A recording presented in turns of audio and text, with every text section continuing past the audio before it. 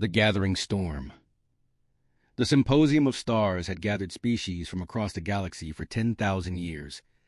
Every cycle, representatives from hundreds of worlds came together on Verth 9 to share discoveries and celebrate progress. The planet itself was a monument to cooperation, its surface covered in crystalline towers that reached toward the purple sky like frozen lightning. Commander Elena Vasquez stood at the window of the human delegation quarters. She watched ships descend through the atmosphere. Each vessel carried scientists and diplomats who believed they understood how the universe worked. In a few hours, Elena and her team would prove them wrong. Behind her, Dr. Marcus Chen was running final checks on their equipment. The device looked simple enough. A circular frame 2 meters wide. It hummed with energy that made the air taste like copper. Marcus had spent 15 years developing the theory. Elena had spent 5 more turning that theory into reality. The door chimed, and Ambassador Thomas Reed entered. He was an older man with gray hair and tired eyes.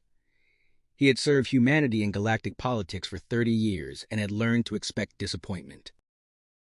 "The Council has moved up our presentation time," Thomas said. "We have 3 hours instead of 6. Elena turned from the window.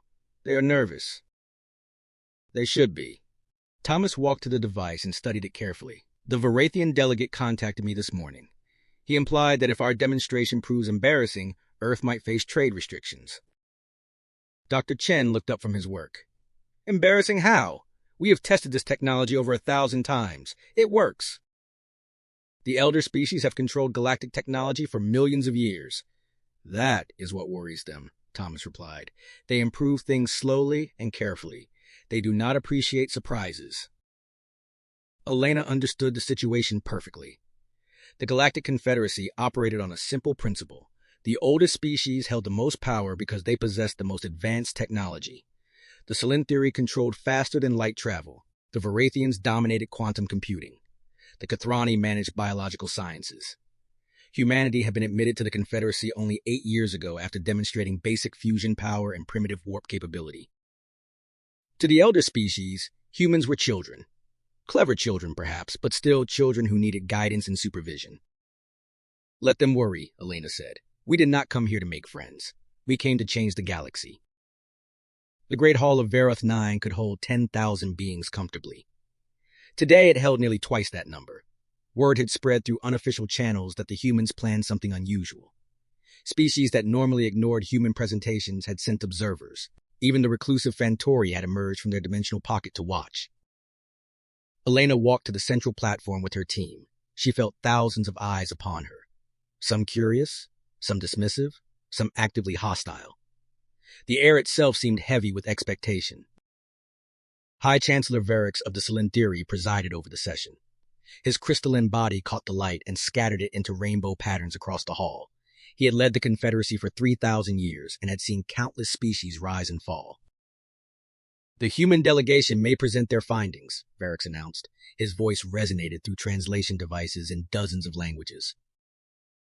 Elena stepped forward. "Thank you, High Chancellor. Distinguished delegates, humanity thanks the Confederacy for this opportunity." She paused and looked across the assembled species. Some leaned forward with interest. Others made gestures of impatience. A few had already begun side conversations, assuming the human presentation would be brief and forgettable. For the past 20 years, our scientists have pursued a question that most galactic civilizations abandoned long ago. We asked whether the fundamental limits of physics were truly limits or simply boundaries we had not learned to cross. Murmuring spread through the hall. The Varathian delegation exchanged glances. Such claims were either foolish boasting or dangerous heresy. "We discovered," Elena continued, "that quantum uncertainty is not merely a property to measure, but a resource to harness. By embracing chaos rather than fighting it, we developed what we call probability field manipulation." She gestured to Marcus, who activated the device. The circular frame began to glow with soft blue light. The air within it seemed to fold upon itself in ways that hurt to observe directly. "This device creates a stable connection between 2 points in space regardless of distance. No travel time, no energy proportional to distance. Instantaneous transfer." The hall exploded into noise. Delegates shouted in their native languages. Translation devices struggled to keep up.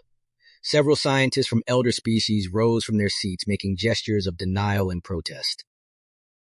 "Impossible," shouted a Varathian physicist. "The mathematics cannot support such a claim."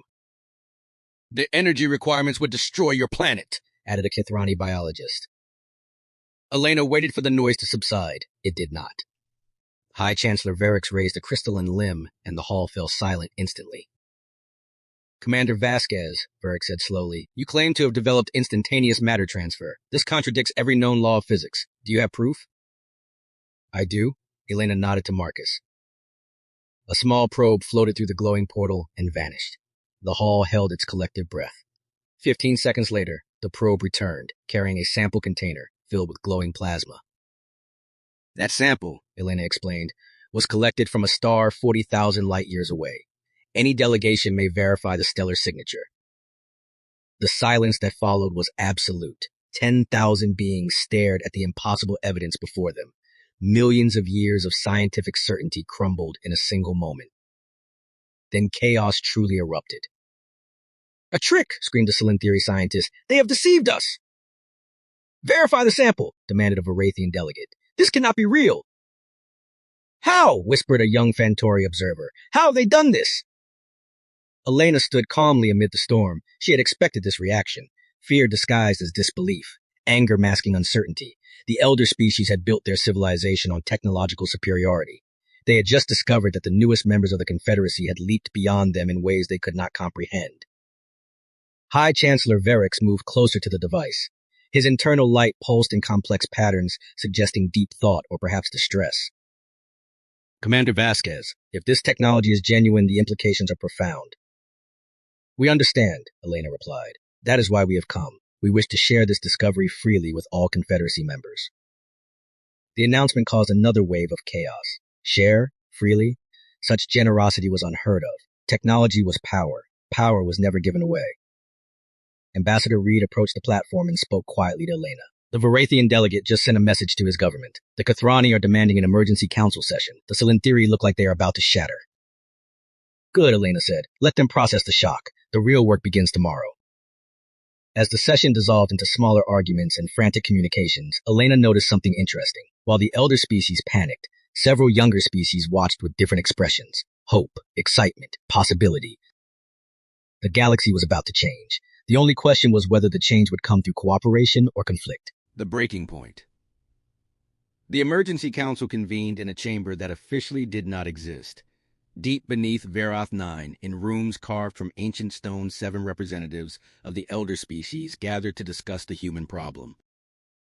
High Chancellor Verix presided over the meeting. His crystalline form cast long shadows in the dim light. Around him sat the most powerful beings in the galaxy. Each one controlled technologies that younger species could only dream of possessing. "The human technology is genuine," Verix began.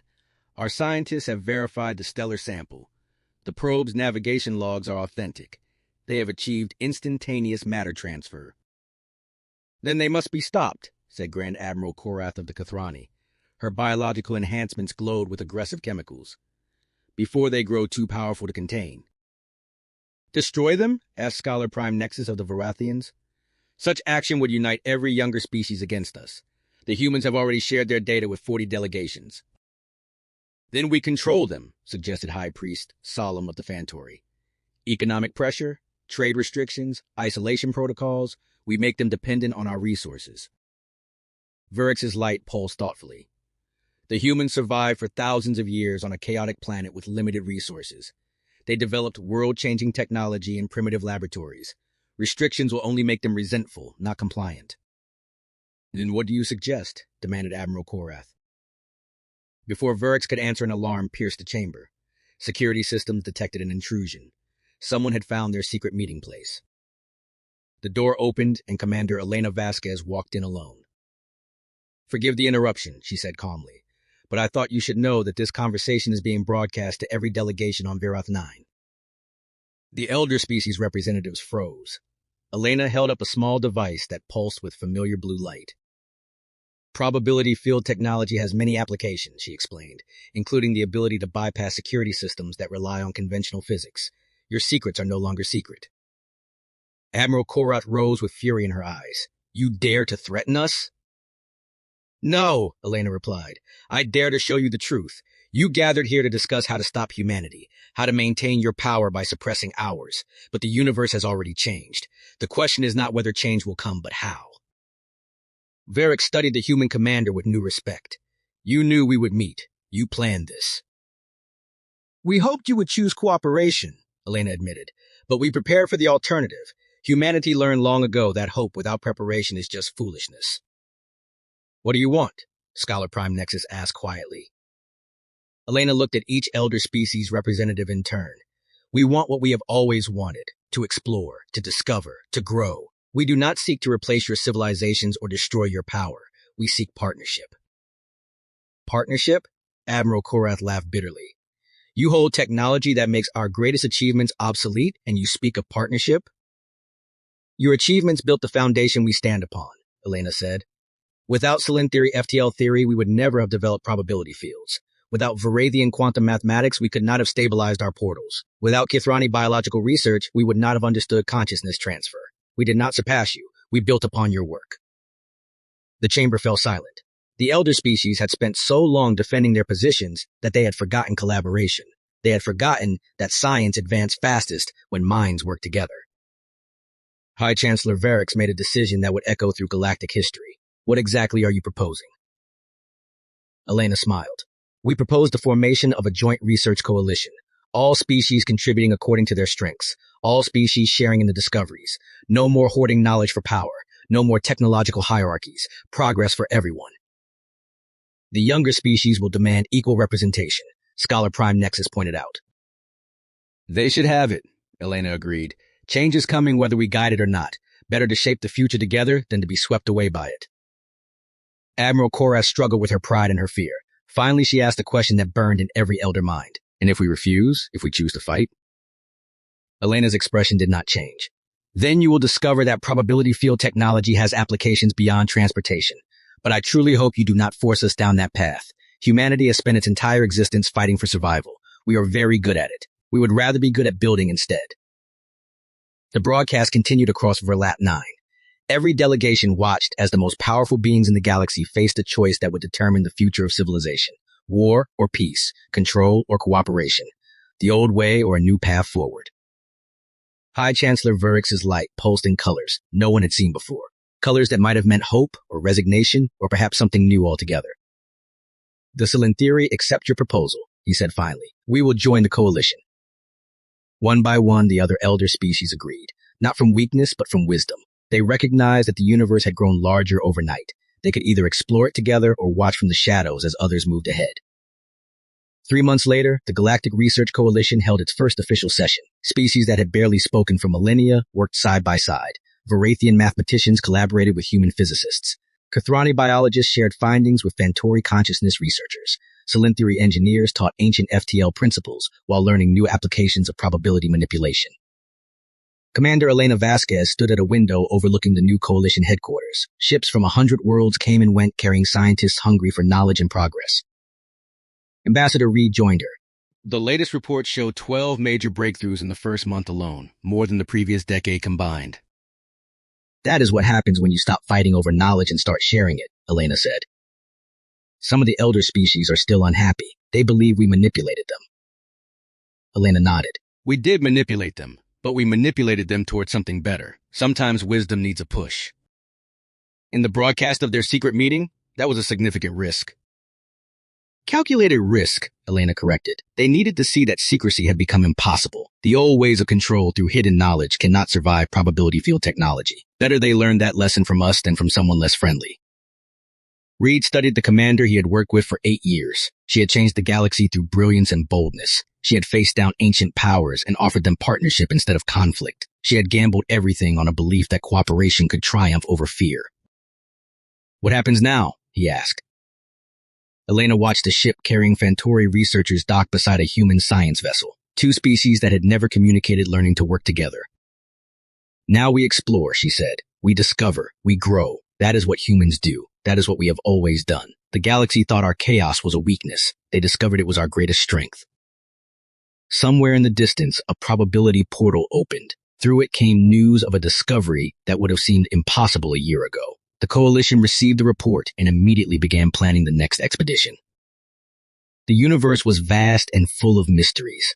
Humanity had just proven that the greatest mystery of all was potential. The potential that emerged when beings stopped asking what they could take from each other and started asking what they could create together. The galaxy had panicked when humans unveiled technology that defied reality. But panic had given way to wonder. Wonder had become cooperation. And cooperation was building a future brighter than any single species could have imagined alone.